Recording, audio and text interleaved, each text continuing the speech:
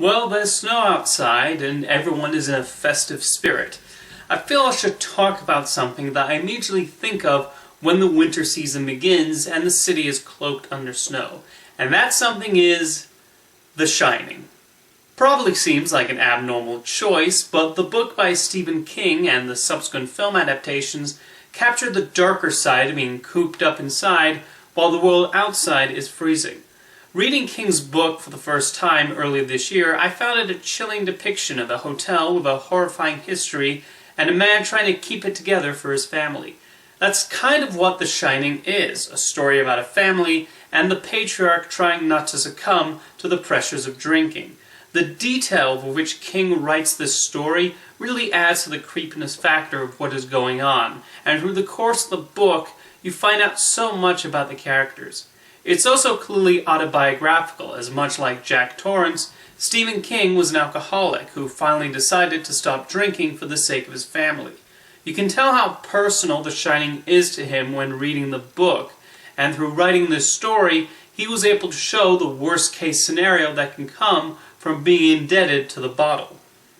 In 1980, Stanley Kubrick released his film adaptation of The Shining, which is among my favorite horror films of all time.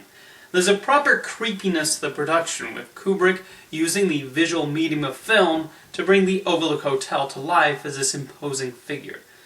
While King used alcoholism as the key theme and primary reason for Jack's descent into madness, Kubrick decided to portray it through cabin fever, and that it also works in showing how the hotel and the ghosts engulf and influence Jack. Guilt is also a frequent theme, as Wendy still suspects Jack might one day snap and harm their son Danny. This is conveyed brilliantly through Jack Nicholson's performance as well as young Danny Lloyd. There's a strange father-son bond which has led to the theory that maybe both have the Shining in some way, but both respond to these abilities in different ways. Danny sees the ghost as a warning sign, while Jack cannot help but be lured by their promises. The Steadicam cinematography also adds to the incredible size of the Overlook. One of the most iconic scenes is when Danny is riding on his big wheel with the camera following him. It gives the entire thing a child's point of view, and a case of how children will view a new environment differently than adults. Kubrick also lends The Shining an ambiguity, in that not every little thing is explained and is up to the audience's interpretation.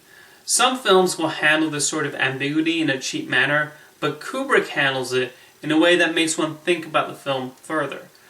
The ending is a good example, as we see Jack on an old photograph hanging in the hotel. There have been so many theories about this, and it makes one question whether it was fate that brought Jack to the hotel, whether he secretly wanted to go all along, whether the ghost planned it, and so forth.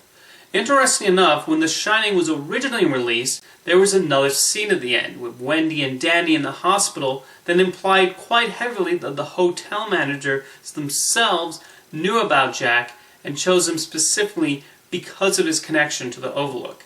However, only a couple days after the opening, Kubrick had second thoughts and asked Warner Brothers to remove the prints so he can cut this scene out, and I think he made the right choice.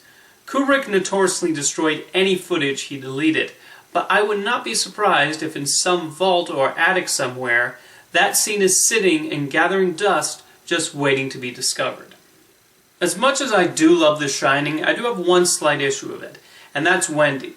Kubrick treated Shelley Duvall horribly on the set of the film to get the proper distress in the performance, but I don't agree with that decision. One, because that's just unnecessarily cruel, and two, it led to Wendy coming across as shrill and annoying. Nicholson has been criticized as going too over the top, but I think Duvall is even more so. It does not help that the character is not written as particularly smart in the screenplay.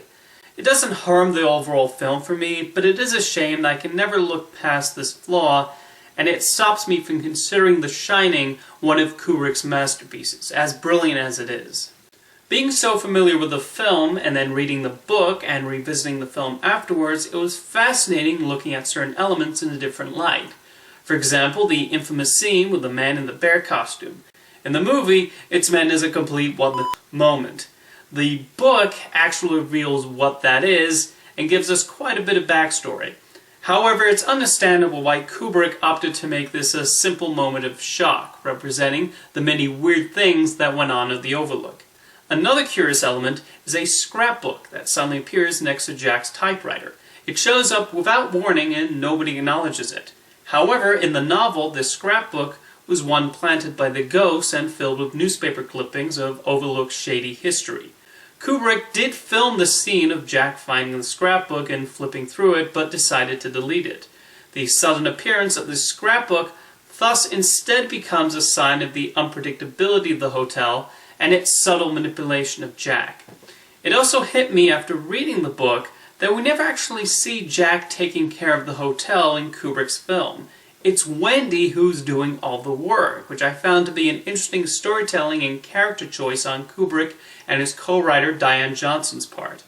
Something quite fascinating about the book that wasn't brought over to the film is that Jack and Wendy are aware of Danny's abilities and are always ask him about the future and what he's seeing, as opposed to the film where they are completely oblivious to it. And Danny is also slightly older and more knowing in the book.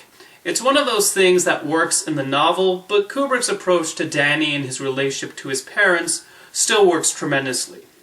Now, as is well known, one person who did not like Stanley Kubrick's adaptation of The Shining was Stephen King, who has admitted the film is technically brilliant, but he overall found to be cold and impersonal, did not like the casting of Jack Nicholson, and hated the deviations from the book, especially the removal of the alcoholism themes and the depiction of Wendy.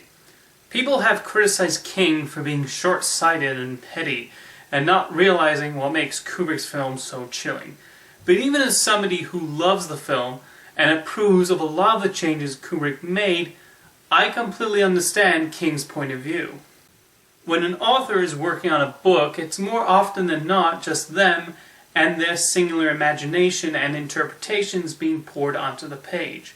Authors will pour so much blood and sweat and tears into their books that it makes something really personal for them. With a film adaptation, the author is handing it off to somebody else to do their interpretation, and it's not just the director's voice, but many other people too.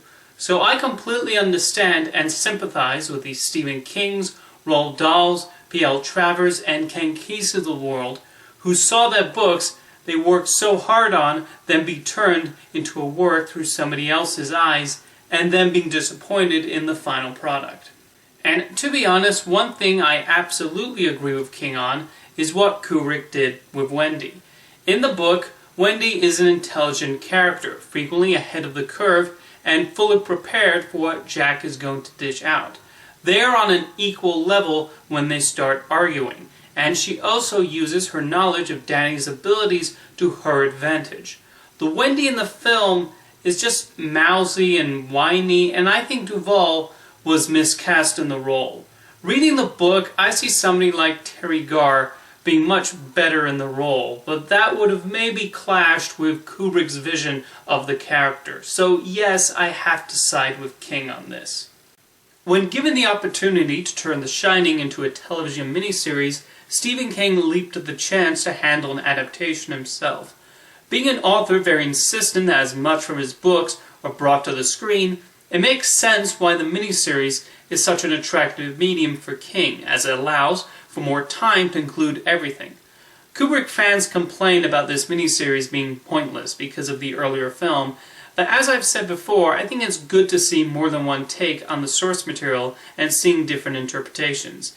And if you're somebody who wants to see a more or less faithful adaptation of The Shining, the miniseries is exactly that. It's a fairly watchable visualization of the book that, aside from a couple of scenes taken out, either for time or because they're merely superfluous, is extremely faithful to the original text.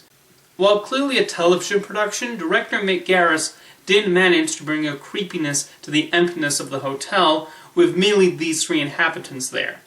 I also really like Steven Weber's take on Jack Torrance, and not surprisingly, I thought Rebecca de Menay made for an excellent Wendy. This feels very much like a family crumbling apart, and the scenes where Wendy and Jack quarrel do not shy away from how this might affect the child in the middle of this situation. I found the miniseries very involving, and I also like the touch of filming it in the Stanley Hotel, the real-life establishment which inspired the Overlook in King's book. While most tend to compare it to the Kubrick adaptation, I find myself comparing it a lot more to the book due to its extreme faithfulness. And while I do admire that aspect of it, it also highlights the flaws of this miniseries.